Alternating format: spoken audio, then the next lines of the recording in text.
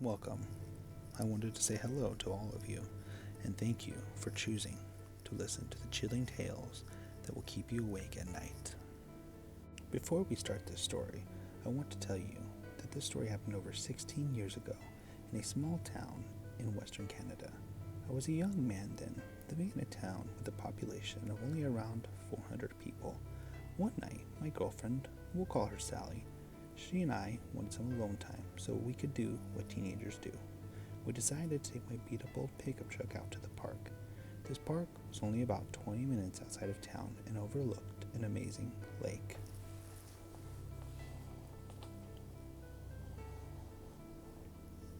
What was particularly nice about this park was that there were very few lights and it was rarely patrolled by law enforcement. It made the perfect place for us to be alone. So we drove the 20 minutes out there. The entire time, Sally was kissing my neck and rubbing my leg and getting me into the mood. We pulled in past the empty booth at the entrance and drove down a long, windy road until we could see the empty parking lot at the end.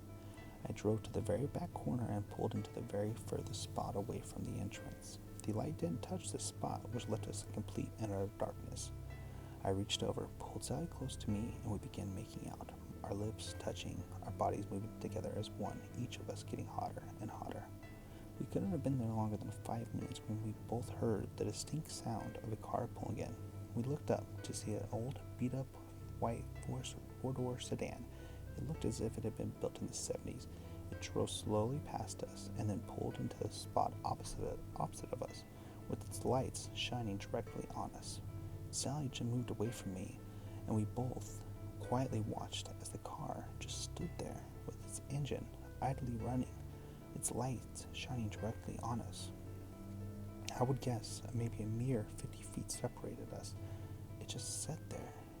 Then Sally turned to me and said, "Let's get out of here." As much as I wanted to continue what we were doing, I agreed with Sally. I pulled out and started the long drive home. Looking behind us the entire way, we never saw any signs of the car following. I did try to convince Sally to pick up where we had left off, but she was still too freaked out, so I decided it was best just to take her home. I pulled down her street and up to her house, and I got out, opened the door for her, walked her to her door. It was an eerily quiet night. The entire town must have been asleep at that point.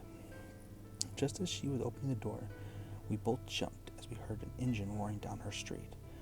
Then the car started to slow as it got closer to our house, where we were standing at her doorstep. We both instantly recognized the white four-door sedan as it drove slowly past us. Then its lights shut off and we were able to see inside the driver's side window.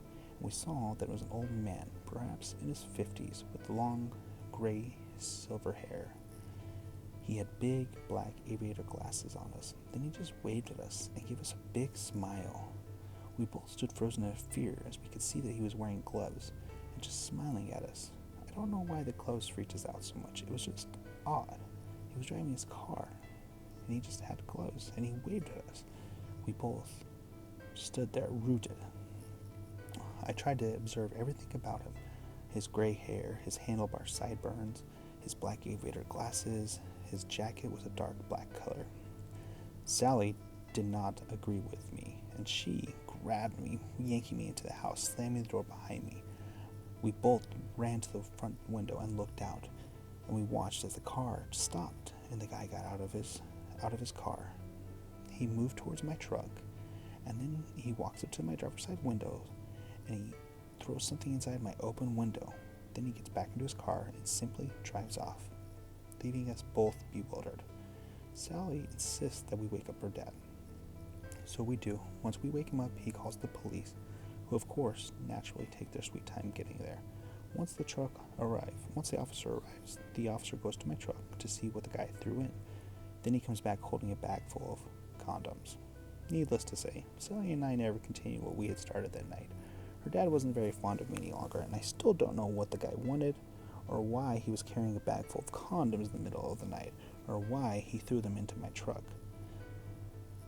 Now, after 16 years, I still don't make late-night trips to any secluded areas, and just for reference, I moved away shortly afterwards from that town, and I have never been back since. That shit still creeps me out to this day.